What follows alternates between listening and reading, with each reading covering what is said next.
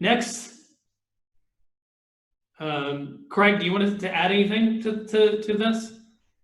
No, look, we at Cognizant are pleased to sponsor this fireside chat this afternoon. We're really looking forward to the dialogue, and it's my pleasure to give a brief introduction of Nat. For those of you who don't know Nat, he's truly an impressive guy. He's the managing partner at CFV Ventures, and as many of you probably know, he's the chief investment and operating officer at Queen City FinTech, and has done so much for this community over the years. Nat's really done it all. He's worked in entrepreneurship for nearly 2 decades, venture capital, M&A, capital markets work, and even a variety of legal positions. Prior to his current gig, Nat was a banker actually at Deloitte Corporate Finance, as well as some other boutique shops. What you might not know about Nat is he actually began his career as an attorney. He's got a very impressive educational background. He's got an MBA from Columbia and the London Business School. He's got his JD and another master's degree from the University of South Carolina, and is a graduate of the Citadel. So very much looking forward to the fireside chat today, and I'm going to turn it over to Nat now so we can get right into it. Thank you, Craig. I really appreciate that. Thanks for the kind introduction. And it's my pleasure to introduce our guest for today's fireside chat, Brian Daly. Brian is the co-founder and CEO of GroundFloor, a real estate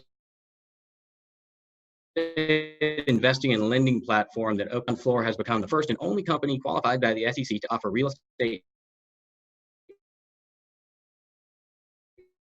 debt investments by Regulation A. Brian's 15-year career building disruptive technology startups spans stints in Silicon Valley, Boston, London, and the RTP area of North Carolina, so he certainly knows the startup ecosystem. Previously, he led the launch of Republic Wireless to take on the big 4 cell phone carriers to a significant amount of international acclaim. And as a result of that, millions of Americans more could afford a smartphone that they could prior to his engagement there. Brian has also a very august educational background with a JD and MBA from Harvard on both sides. Prior to that, he was at the University of Virginia where he earned his BA. So welcome, Brian. It's great to be here with you guys. This is a cool format, and I'm looking forward to the conversation. Excellent. All right. Well, first, tell us a little bit about GroundFloor. What do you do, and why did you start the business? Well, GroundFloor, first and foremost, is a wealth tech platform that allows people to build wealth through real estate lending. And that's a lot to unpack. But if I'm given the 5 or 10 second description of what we do, that's it. If you step back and look at what most of us have had access to invest in as individual investors, and I was an individual investor since age 15 when I first started investing my summer earnings in mutual funds. We all worry whether we're getting our fair share of the pie. The truth is we're not even being served the same thing. And that has really stuck with me as an entrepreneur over my years. And I think there's a lot of opportunity in solving those types of problems. And that's what we do in allowing everyone to access private credit markets and participate in them. We have a minimum investment famously of just $10, which happy to talk about why that is and what that means. But we are today active in the real estate credit markets. We allow you to build a portfolio of real estate investment loans that yield anywhere between 8 to 12% typically. And we've had a lot of success with it over the last 6 years. Excellent. Fantastic. So democratization, sounds like you're opening up kind of a number of participants. Talk about democratization. What does that mean to you? You hear it thrown around a lot, but how do you apply it, and what does it mean to you and your clients and customers at GroundFloor? Well, I think if you step back beyond fintech, beyond wealth tech, beyond investing, right, and just ask what's happening in the world. You can see it in philanthropy. You see it in politics. We did it in wireless of all places, by democratizing the smartphone and wireless networks with a hybrid calling solution in telecom. It's happening in a lot of places. You know, it doesn't matter whether we think people are smart enough or educated enough to make good decisions on their own behalf, because the truth is they're doing it anyway. And as an entrepreneur, I pay attention to the behavior. People are voting with their dollars. They're voting with their feet. They are better, and I happen to believe they are better informed than ever. I happen to believe that people are smart enough to make their own decisions, that the old intermediaries don't have to, we don't have to cede our locus of control over to the old intermediaries in order to participate in the financial system. That's unnecessary today because of tech, because of changes in regulation. And I think what's most exciting about that is not only do we all benefit as we look for better ways to build wealth with less risk amongst a broader, cross-section of people. And I think with what's happening over the last week or two, we got to look at that, right? We got to ask about inclusion in wealth building. And that's something that we're passionate about at GroundFloor. All of that is great on an individual basis. And, we started the company to open that up because we, as people who are looking at the landscape of investing, as co-founders 7 years ago, we realized there was a market opportunity there, a huge wide open space that nobody else was really addressing, and that we felt that we might be uniquely suited to go address. But what's most exciting to me about that, in terms of thinking about the potential impact, not only of GroundFloor, but of this as a trend in finance, is about the type of agility and resiliency that this form of democratization, this way of structuring a capital market, this way of forming capital and taking matters into our own hands, especially in a time when, like in 2008, 2010 was what we were thinking about when we started the company. But you look at now, with the liquidity crisis that we've seen in the wake of COVID-19, and what happened to capital markets that weren't being spoon-fed or helicopter dropped capital, by the Fed. There is a sense of resiliency and agility in a capital market that's structured this way that can have a big impact. And so I think it's a triple win. It's a win for entrepreneurs who are being funded. We fund real estate entrepreneurs. It's a win for individual investors. And frankly, I think it's a win for communities and society. So that's what it means to me. That's why we're passionate about it at the company and have had that vision in mind, steadfastly for 7 years now. Fantastic. So democratization sounds like a great concept. It opens up a lot of things up that were closed systems before, but it's hard. Any B2C kind of structure is a difficult task. Talk a little bit about how you were able to operationalize that and become, an 8-year overnight success. Yeah, I feel like there's a long road still ahead and a long road behind us, to the extent we are successful and will be. When I was first thinking about these problems, I was fortunate to be introduced to my co-founder, Nick Bargava. Nick, for longer than GroundFloor has been in existence, has been operating at the bleeding edge of liberalizing capital markets. And I was referred to him by John Austin at now it's at CED NC's incubator there in Durham. John Austin introduced us because he said he listened to the idea that I was thinking about, and he referred me to Nick as a technical expert. And the first thing we had to do, a lot of product startups have to think about product market fit, and we had to do that.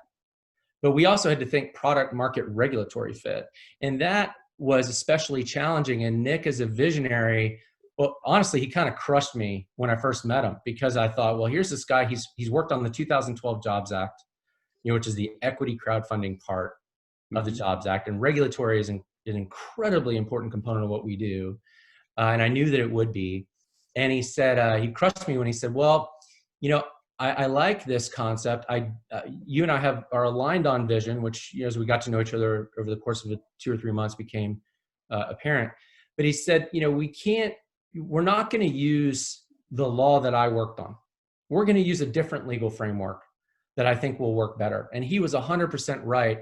And, the first thing we had to do is convince us, a law firm, to work with us. And we got no's from, 8, 9, 10, big time law firms that the venture law groups that would bring in the securities law partner. And the venture law group thought we sounded great. It's a cool startup, I'll represent them. But the securities law partners all put the kibosh on it. Their professional opinion was, there's no way the Securities and Exchange Commission is going to qualify anything like this. These are nice guys, but this isn't something we want to spend time on. And fortunately for us, Dave Neal at the Startup Factory, Triangle Startup Factory, and as was known at the time, in Durham, introduced us to Merle Mason at Smith Anderson in Raleigh. As you can tell, we're based in Atlanta, but we have our roots in North Carolina, so where we started. And it was Merle who took up the mantle and bet big on us at the firm. And fortunately, he had the credibility and the track record within the firm to do it. He's a great startup lawyer. And there was he had an enterprising securities law group that was willing to sort of follow Nick's lead. And that was really the beginning. And we also had to go through product market fit. It wasn't easy. We weren't real estate guys.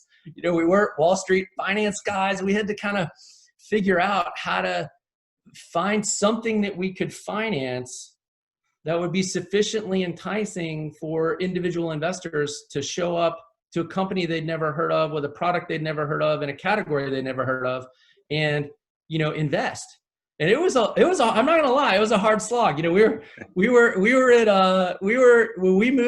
we started off, we found that 2 states had laws that we could use to pilot the concept while we were waiting for the SEC to qualify our offering. And those 2 states were Georgia and Kansas. Those were the only 2 states that had crowdfunding laws on the books that we could use at a low cost to kind of get this going. And that meant that we just had such a small total addressable market. And, two benchmarks of that I think a lot of entrepreneurs can identify with is, all these other startups in our space were raising all this money, and putting up big vanity metrics. And one of the hardest things was to be patient as an entrepreneur during that, and to suffer through that and to stay on the vision. We finished qualification with the SEC in month 18 of what was supposed to be a 6-month process. So it was pretty hard going. And we just had a lot of people behind us who believed in us, and we were very committed to our vision, and still are. I think that's what made the difference in getting through that. Of course, the other benchmark is when we raised venture capital from FinTech Ventures. Luke Timberlake is probably out there in the audience. At least he told me he was going to come and, throw tomatoes at me during this. He'll tell you that when they did the deal, everybody's like, "Oh, congratulations, you did Series A. You guys must have a lot of revenue." And I was like, "Oh yeah, we got $40,000 in revenue." And they're like, "Oh, $40,000 of recurring monthly revenue. Doesn't sound like a lot for a $5 million raise, but good for you." I was like, no, that's 40,000 this year. Yeah. And so you could see there were a lot of barriers to break through to kind of get the company, anywhere close to where it is today, let alone where it is today. Just the early days were tough. Yeah, you had to get that buy-in and those believers to make it happen. Yeah, I used to joke we were the slowest growing, smallest real estate crowdfunding company. And as I said that, I never even accepted the label of real estate crowdfunding company because I thought real estate crowdfunding wasn't a compelling concept, and I still don't think it is. I think creating a financial product that gives people access to market. I don't really accept the crowdfunding label on that, but we were, if you put us in that group, we were the smallest growing, or slowest growing company in that category. And that was fine by me for a while. Fair enough.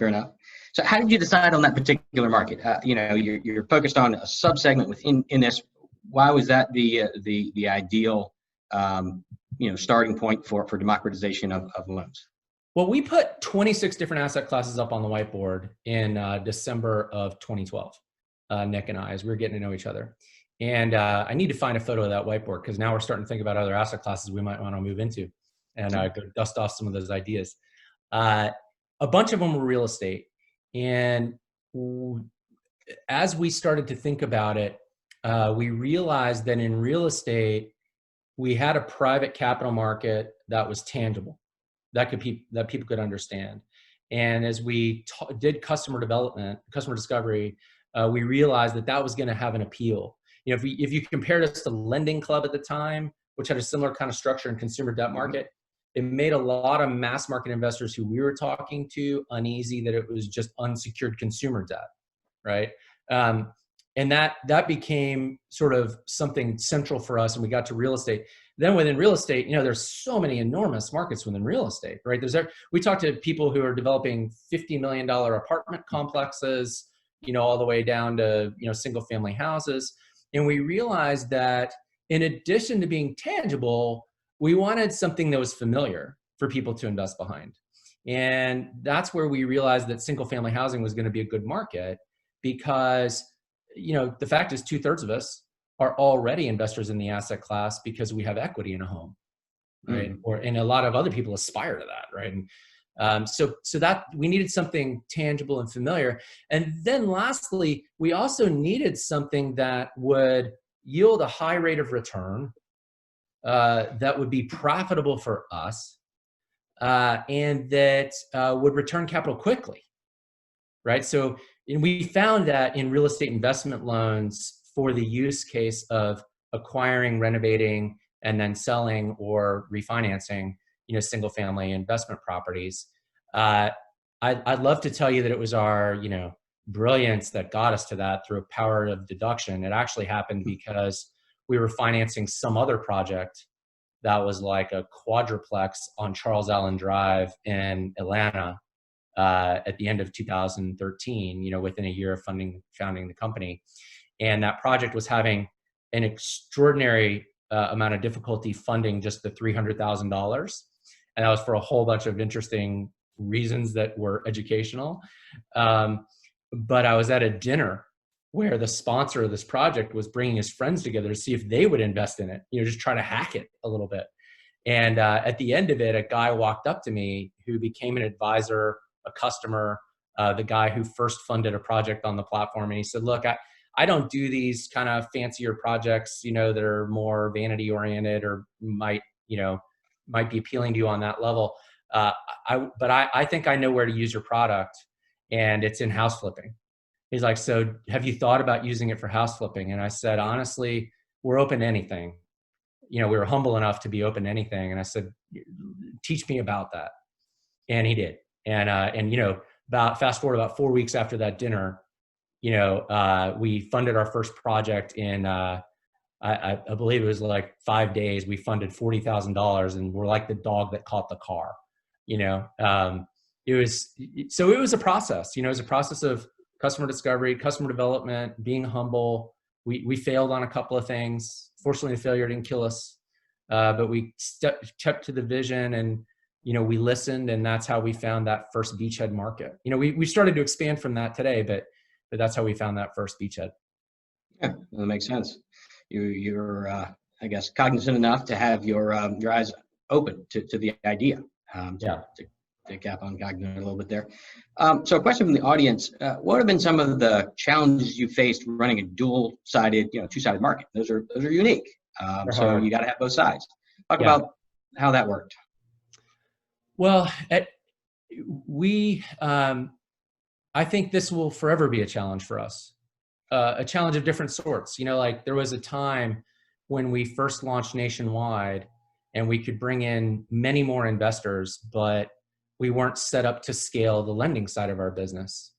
And so we went from only operating in the state of Georgia and figuring out how to have equilibrium there, you know, with the right number of investors and the right number of projects that we could finance. And we kind of got there and we're operating just fine, to then launching in, I think the first wave, our first level of qualification under Reg A, allowed us to operate in, I think it was 8 or 9 states. You know, now we're in all 50, but that was a huge step up on the investor side that created a lot of scarcity on the platform. And that was painful because we would launch loans and they'd sell out in no time.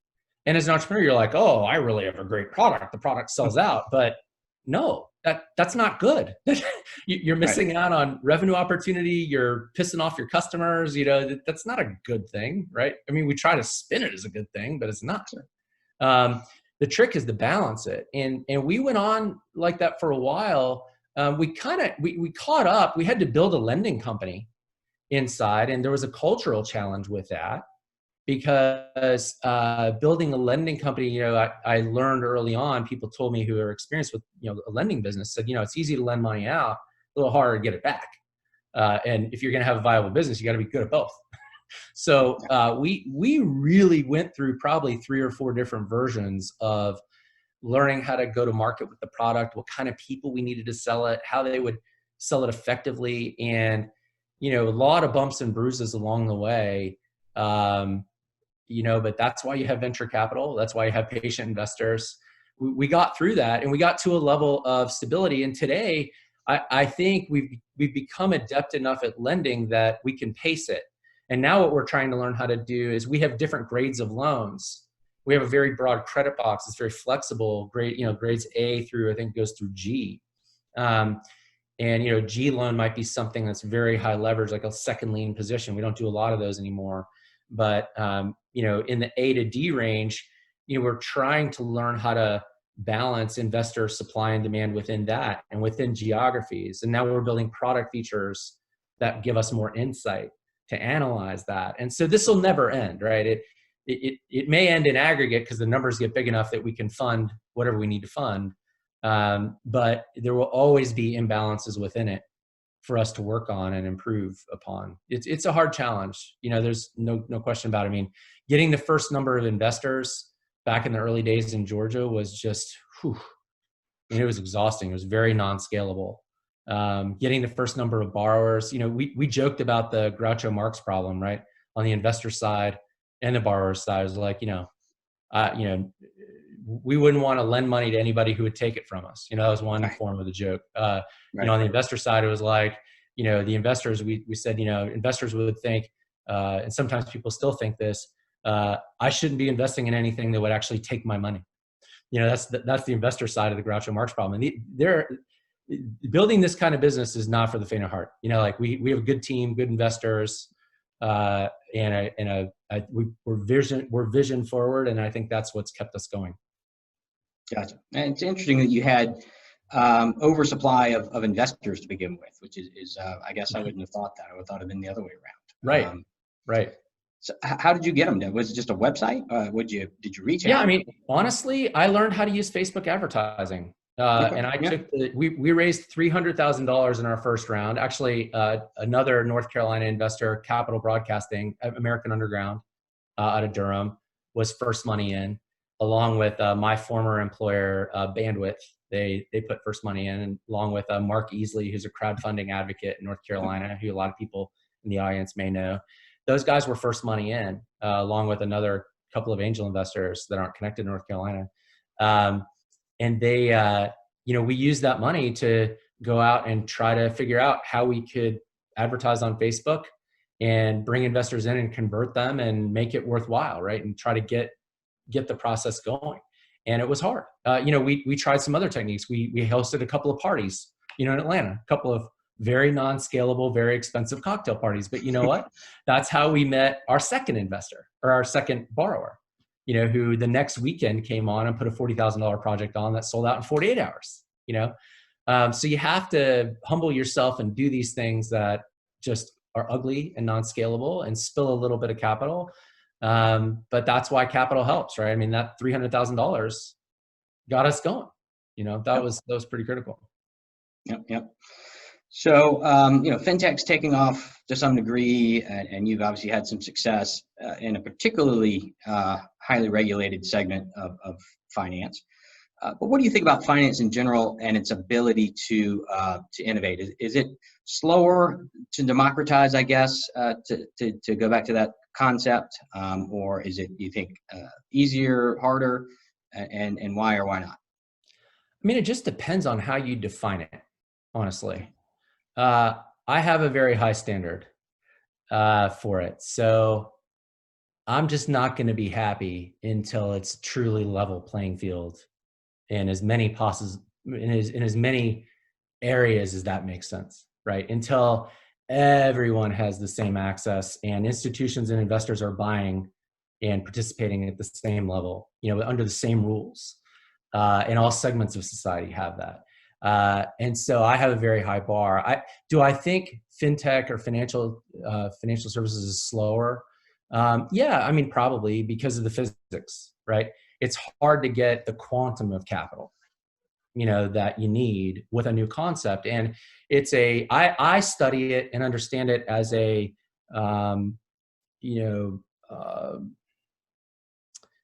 in terms of technology adoption and the process of technology adoption, where you have your visionaries and you have your early adopters and they have your early majority, and you got to cross the chasm, and that is a slow moving process in finance, because you're talking about people's money and you're trying to connect that money with opportunity, and both are hard. And then when you throw in the regulatory aspect of it, yeah, I think finance is tough. It's a tough place to want to democratize, but I also think it's an extraordinarily rewarding place to democratize an industry. I mean, I loved it in wireless. It was fun. We called the incumbent cellular carriers, we dubbed them Big Cell. We kind of painted them like big oil. We talked about your cellular footprint as though that's a bad thing, right? I mean, we're having fun with it, right? At the end of the day, it's your cell phone, it's telecom. I was proud to do that. Loved it, right? But when I think about the opportunity to build wealth and create a greater wealth equality amongst people, and to increase the return for the level of risk that people are taking with their money, so that they can retire and save for college and take good care of themselves and their families, like, man, that is just motivating, right? But it is hard. I think it is slower to change. I think there are a lot of people in the business that don't want it to change, who are threatened by it changing, who have a lot of power to change it. But man, long term, the winds at our back. Yeah, I think you're right. I mean, that same kind of thing with IPOs. The people who are wealthy get the IPO allocations. If you happen to have a lot of money with the bank that's running the deal, and if not, then you try to buy in later once on the float, and it's at its pop, and you might have missed out.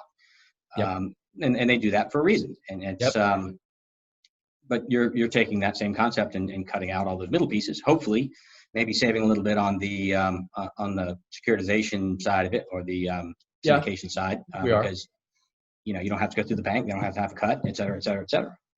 I think we are. And I think it was important to us too that we created a product that, they always tell you as an entrepreneur, sell a painkiller, don't sell vitamins, right? I was like, yeah, but you know what? The world needs vitamins.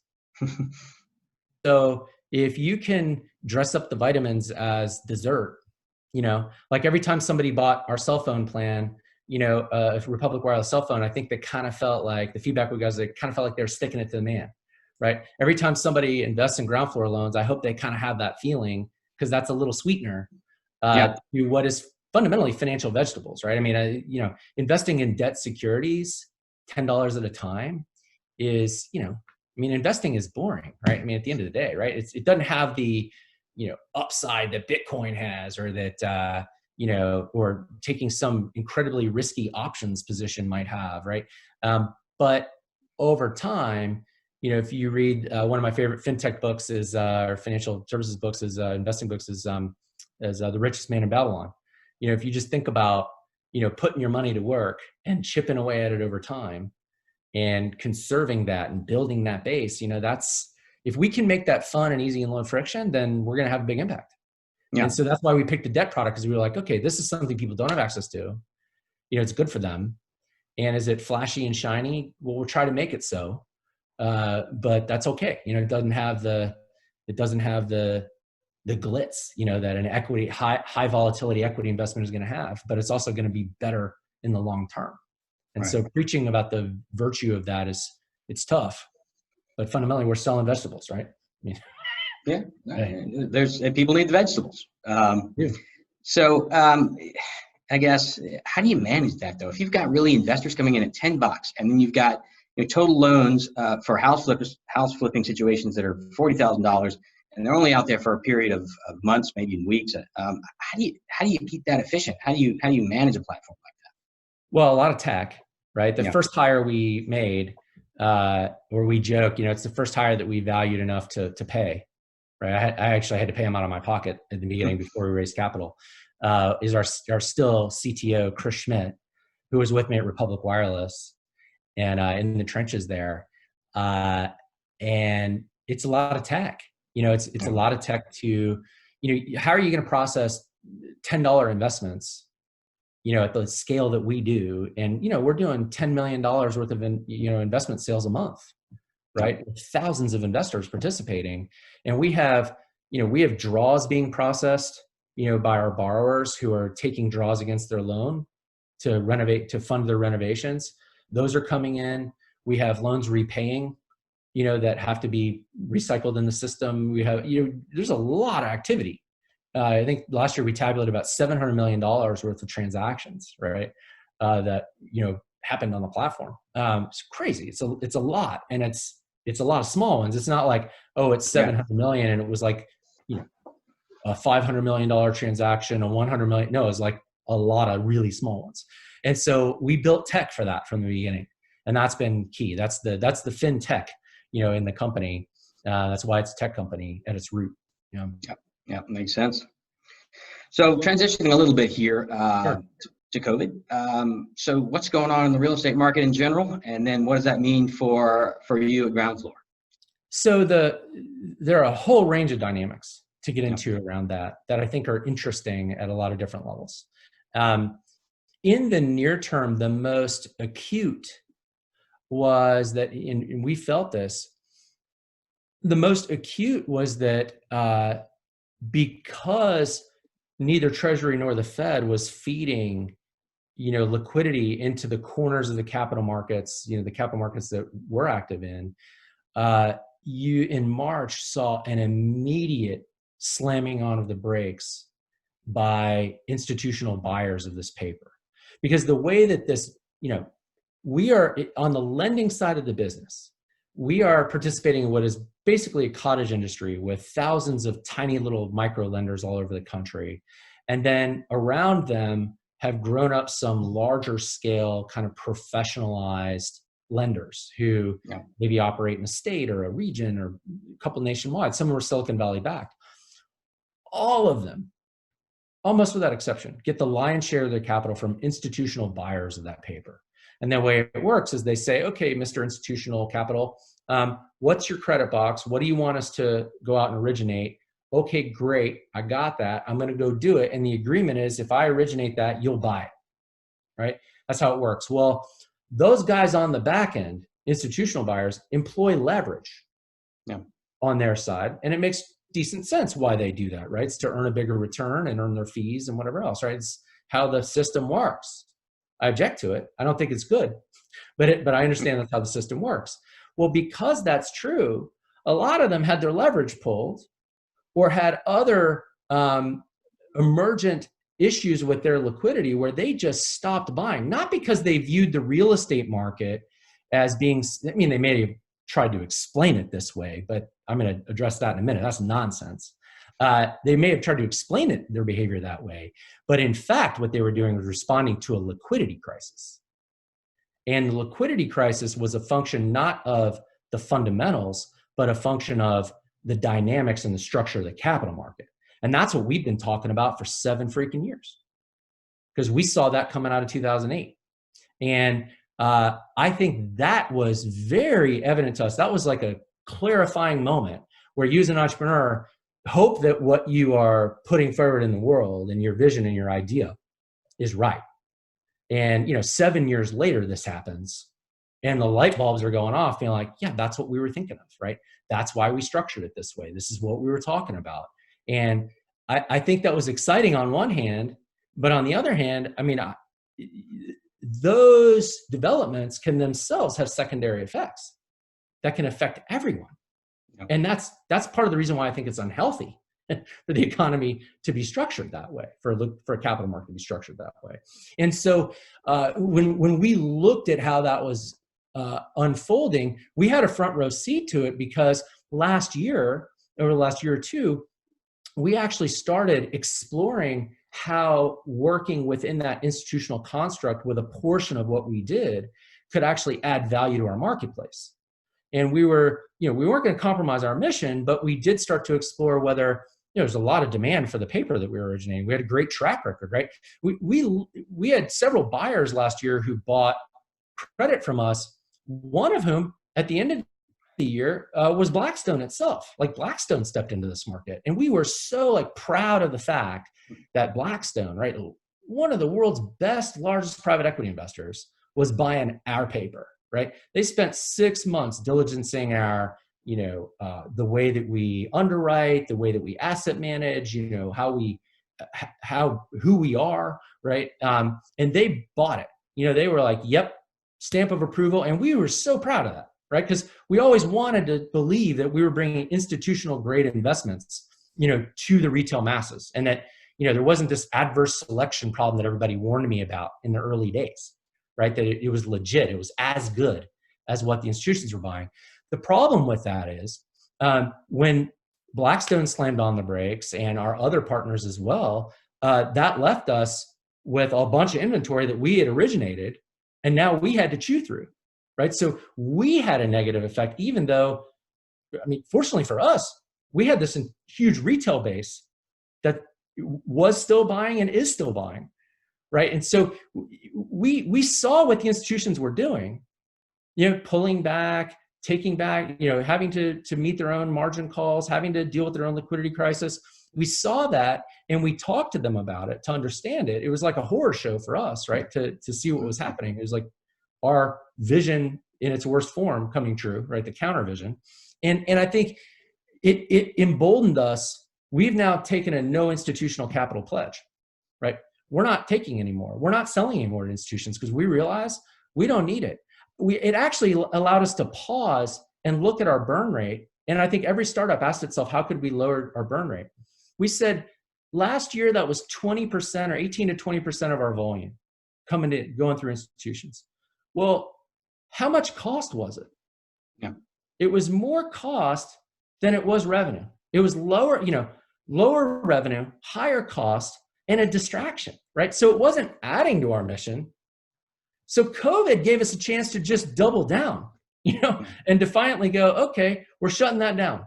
We cut our costs by shutting that down. We're not going to go back to it. We're going 100% retail. In fact, now we're raising capital on Seed Invest to make sure that we have enough, sort of capital to go, double the size of the retail base and build more products that we can offer the retail base. And we're psyched about no longer eating the opportunity cost of serving institutional investors, because they're expensive, and they're unreliable in the end. So that's a little window into what happened in the near term. There's also some longer term stuff that could be interesting to people if you're interested in the real estate markets. And we're bullish on single family residential, especially on the debt side, and will remain that way for a whole bunch of reasons I can describe. But yeah, interesting. Yeah, I think one of the toughest decisions that a startup sometimes faces, in any business for that matter, is when to fire a client. And sometimes you have to do it because it's just too much. The opportunity cost, the drain on the business. But it's hard. You're trying to get as many clients as you can, and especially if you're firing institutional clients and people like Blackstone. Those are, big names, and right. It's a big decision. But ultimately, sometimes they're not the right clients at the right time. I just realized for us, it's a distraction and not a profitable one. It makes it a lot easier when you realize it's distracting from your mission and it's not profitable. Yeah. Move on. Yeah. Right. And that question comes up to us frequently with some of our portfolio companies, and even if it is slightly profitable, we kind of look at it and say, look, would you be better off spending this time, effort, and money somewhere else and getting into something that's more profitable and not having to worry about this? Then maybe it's time to part ways. Right. Yeah. So, yeah. All right. So talk a little bit. You mentioned that you had some great early investors, and that helped a lot, and obviously it does. Your capital raise journey and any advice that you'd have to folks today, because you've talked about, now you're going to Seed Invest, you've gone through institutional. What was your journey like? What resonated with investors in general, and then what advice would you give? Well, I think, look, if I've taken the position that the source and structure of capital matters in the world, I think as I reflect back on my journey and our journey with GroundFloor, that's been true for us too. It was important in the early days that we were, that we had people, access to angel investors who believed in us and believed in our mission. Because we knew that it was going to be a tough road in the early days and that it wasn't going to be a quick flip of a startup. I think that was important. I think we also were, we invested a lot in those relationships throughout. And I think that's important. So when the truth is most people are indifferent to what you're doing as an entrepreneur. No matter what you're working on, nobody understands it like you do. People are relatively indifferent. And that can sadden you, that reality, or it can lead to a different course of action, which we've tried to emphasize, which is when you find somebody who gets it, who understands it, embrace that person, embrace that source and invest in it yourself. And I think we did that with our early investors, and I think they did it with us. I think that was important. When we went to, I think another thing we did is we structured our rounds in a way that was very realistic for the road we had ahead. I'll give you an example. When we raised our Series Seed, it was a $1.5 million Series Seed, and we took 500 of it at first and closed on that 500. And we were waiting for the qualification of our offering. And so we said, well, we're going to be very careful with that 500, but we have another 500 to sell. And about 6 months later, we sold that 500. And then the last 500 came sort of in the last few months as we were getting closer to that milestone. And that was helpful. And we were disciplined about not taking a very highly structured term sheet that we were offered during that process. We were offered a couple of very highly structured term sheets by investors who I like, but that's the way they needed to de-risk their position. We had the discipline to turn that down. And that's because we had, we were fortunate to have Bruce Boehm, who's a well-known angel in the Triangle area, North Carolina, who's been doing this a long time. He was VC for 15 years in Silicon Valley. He's been an angel investor for longer than that. And he's highly sought after because he has good counsel. And his counsel was, look, the rounds never become less structured, right? They just don't. And so if you're going to take structure, which eventually you may need to, push that off as long as you can. And if you can find a way through without taking it, do it. And we did. And we waited till we got that milestone. Like I said, we're the smallest, slowest growing company in our space. That we had to make that okay with our employees and, with our investors. And we just suffered through it. And then fortunately for us, FinTech Ventures came along with a great, very clean term sheet. They've been a fantastic investor. They're not, they're structured in a way that really gives them a very long-term perspective. And I think that's important.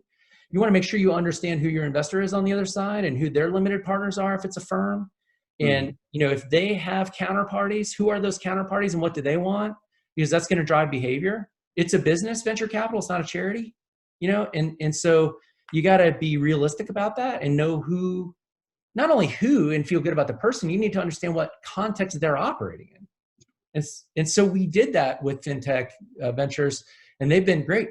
I highly recommend them to entrepreneurs here, and I'm happy to make intros too. Like Luke's a great guy. He's very visible. You can find him yourself, but he's really good at what he does. And I think FinTech Ventures has been good for us. So, and then after that, we followed a very non-traditional path, raising capital from our customers on our own platform, common equity. That was driven by our mission. We also did it little by little. We raised, $4 million the first year, $4 or $5 million the first year, and we dimensioned our burn rate to fit that. And then we did the same thing the next year. And we're kind of doing that now on Seed Invest too. It's with our Series B. All right. One other follow-up on that. If we were looking at a business at a $5 million raise, $40 million in revenue, some flags would come up. 40,000 in revenue, you mean? 40,000 in revenue. Sorry, yeah, 40,000 in revenue, and $5 million raise. So obviously, you had hit something. You had said earlier you hit a milestone. What was it that triggered that? What got them comfortable to say, okay, yeah, we're going to bet on this? It was big in the future. Yeah, it was the qualification. It was the long-awaited qualification of our of our regulatory offering.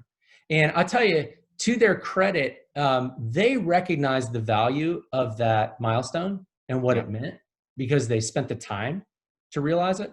It wasn't obvious, right? I mean, we were kind of lampooned by some of our competitors for doing it, right? Who said it was a marketing stunt, and you know, really all they were trying to do is protect their jobs because their boards were like, well, why didn't you do that, right? You know, and there were very good reasons why they didn't do that, as it turns out. I mean, I worried that people would copy paste that thing. You know, a lot of investors say, well, if it's an offering circular, can't anybody just go do it once you've done it? And I'm like, that's a very fair point to be making. And honestly, I was worried about that at 3 a.m. for a long time. But then I realized that to effectively do that, they'd have to copy paste not only the offering circular, they'd have to copy paste the whole business. Yeah. And I think FinTech Ventures was willing to take that leap and believe that. And that's why they did the deal. You know, they saw what we were talking about. They took the time to understand it, and to their credit, you know, like they've been awesome. Fantastic. That sounds like a good fit. And that is obviously a huge lift to try to get something approved through the SEC, and it makes sense to bet on the company after that.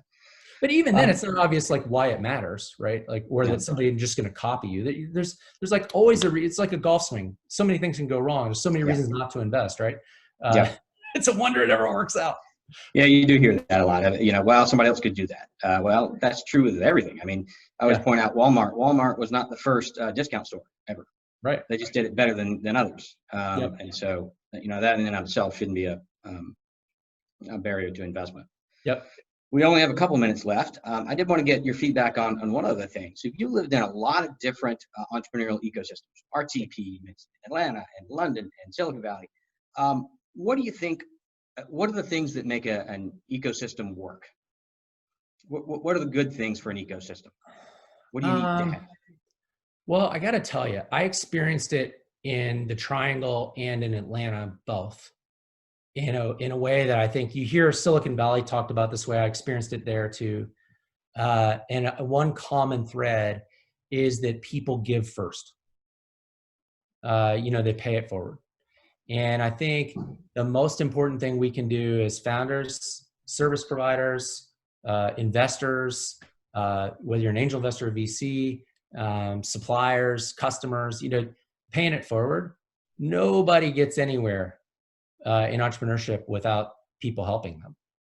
And I think if you have a culture like that in an ecosystem, that's what we should be building. And then that covers a lot of great things. That's what makes founders, when they get liquid, invest in startups that are coming behind them. That's what, you know, leads people to mentor at Techstars, or, you know, that's, you know, or companies to buy from a startup, even though it might be a little bit of a career risk, you know, like that's the kind of thing that makes it work. And we've been the beneficiaries of that for sure. Sage advice. Thank you very much, Brian. Thank you for that. Thank you for all of the information you provided. It was a really interesting topic, and appreciate your time. Thanks so much. Thanks for having me. It's been a pleasure. Yeah, I was going to say, Nat and Brian, thank you. That was just a fascinating dialogue. And what I will just while looking at that, I wanted to go ahead and plug the Beta FinTech Practitioner Certification. So I went over and was trying to answer the questions based off your dialogue. So we'll find out later if I pass. And that's just, again, to remind for folks, if they've missed it, you know, please do. If you go to the More section on Umbrella, or you can go to the FinTech Generations, you can get access on how to participate on Slido to answer the questions. It really helps you kind of listen to the dialogue, and I think really try to internalize and learn some of these lessons. So really fantastic. Absolutely love the session. Lastly, I will also promote meetings. I've been accepting meetings here on my phone. So you know, go meet with folks here. A big part of these conferences, even though we're virtual, is we want to continue to have meetings, as well as please visit our sponsors' virtual booths, so you can go back and find out what capabilities they have. So that was fantastic. So listen, really, really, really enjoyed. Actually, I'll just say, Brian, you turned me on to a whole new segment that I hadn't looked at. So I think you're gonna see me sign up for your service next. Good. So let me do this. Then the next session that I'm going to turn us back to is we're going to go back to Dan. And Dan is going to do a fireside chat with Mike Cagney, who used to be he was the founder of SoFi and currently the founder of Figure. And as Dan highlighted, and I'm running a panel tomorrow on mergers and acquisitions, and I was doing a little bit of research. They're one of the few unicorns that have been born in this COVID time. I think there are like 3 unicorns that have been born during COVID, and Figure is one of them. So I guess if people want to learn how do you do that in this kind of time frame, tune in for the for that Fireside Chat with Dan and Mike. So thank you so much, and we'll see you soon. All right, thanks. Bye.